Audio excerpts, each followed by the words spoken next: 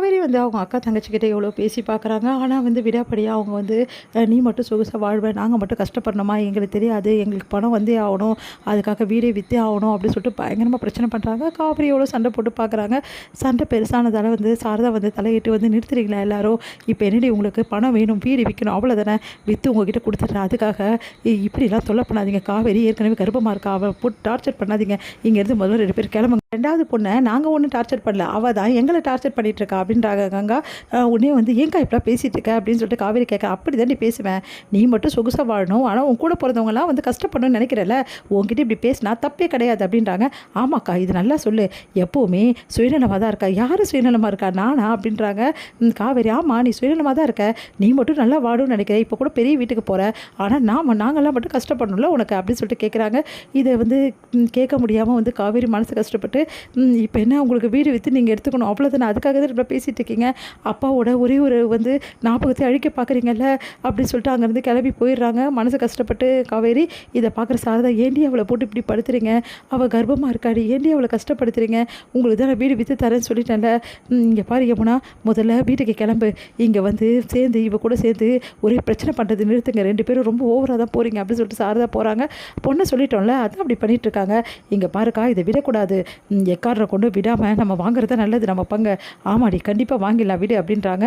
அடுத்து வந்து இங்கே வந்து காவேரி மனசு கஷ்டப்பட்டு அழுதுட்டுருக்காங்க. சாரதா வந்து காவேரி என்னடி பண்ணிகிட்ருக்க, இந்த டைமில் அழக்கூடாதுடி, நான் என்னடி பண்ணுறது, அவங்க 2 பேரும் விற்று கேட்குறாங்கடி, நான் எப்படியாவது ஏதாவது பண்ண பார்க்குறேன் அப்படின்னோடனே, மா ப்ளீஸ்மா தயவு செய்து வித்துறாதம்மா, உனக்கு கெஞ்சி கேட்குறமா அப்படின்னு சொல்லிட்டு காவேரி கெஞ்சுறாங்க.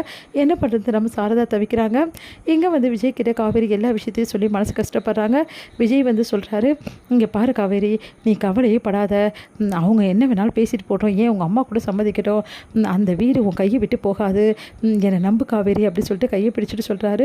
நிஜமாவா சொல்கிறீங்க, நிஜமாக தான் காவேரி சொல்கிறேன், இந்த விஜய் வாக்கு கொடுத்தா என்னைக்காவது மீறி இருக்கனா, உனக்கு வாக்கு கொடுத்து நான் சும்மா இருந்திருப்பேனா, எப்படியாவது அந்த வீடை உன் கையில் சேர்க்க வேண்டியது என்னோட பொறுப்பு காவேரி, நீ கவலைப்படாத, உன் அக்காவுக்கும் உன் தங்கச்சிக்கும் சேர வேண்டிய பணத்தை நம்ம கொடுத்துடலாம், கொடுத்துட்டா கண்டிப்பாக அவங்க வந்து வீடு விற்கிறதுக்கு எந்த வந்து தொல்லையும் பண்ண மாட்டாங்க அப்படின்னோடனே, எப்படிங்க பணம் கொடுக்க முடியும், 2 பங்கும் பணம்னா எவ்வளோ ஆகும் தெரியுமா, அதை இப்போ எப்படி கொடுக்க முடியும், அவ்வளோ பிஸ்னஸும் வந்து இப்போ தான் பிக்கப் ஆகிட்டு வருது, எப்படிங்க பண்ண முடியும், அதெல்லாம் பார்த்துக்கலாம் காவேரி, ஏதாவது பண்ணி அவங்களுக்கு காசை கொடுத்துருவோம், அதுக்கப்புறம் என்னென்னு யோசிப்போம் சரியா அப்படின்னோடனே, நிஜமாவா சொல்கிறீங்க, நிஜமாக தான் சொல்கிறேன், அவங்களுக்கு காசு கொடுத்துடலாம், அதுக்கப்புறம் அவங்க கண்டிப்பாக பிரச்சனை பண்ண முடியாதுல்ல, இந்த சொத்து உங்கள் அம்மாவுக்கு தான், உங்கள் அப்பா ஞாபகம் இருக்குமா, ஒரே சொத்து உங்கள் அம்மாவுக்கு மட்டும்தான் காவேரி அப்படின்னோடனே ரொம்ப சந்தோஷப்படுறாங்க. தேங்க்ஸுங்க அப்படி சொல்லிட்டு அப்படியே ஹக் பண்ணிக்கிறாங்க.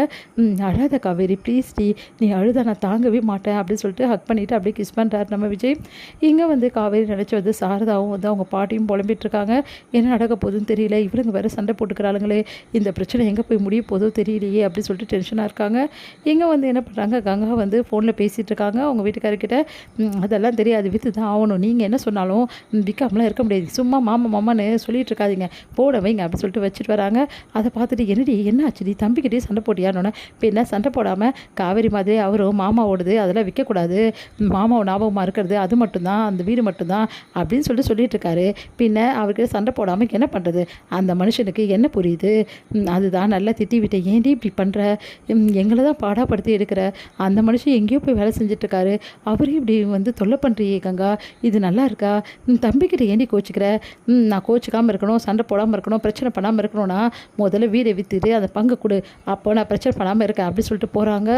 இதனால் சாரதா என்ன பண்ணுறது தெரியாமல் தவிக்கிறாங்க கங்காவை நினச்சி.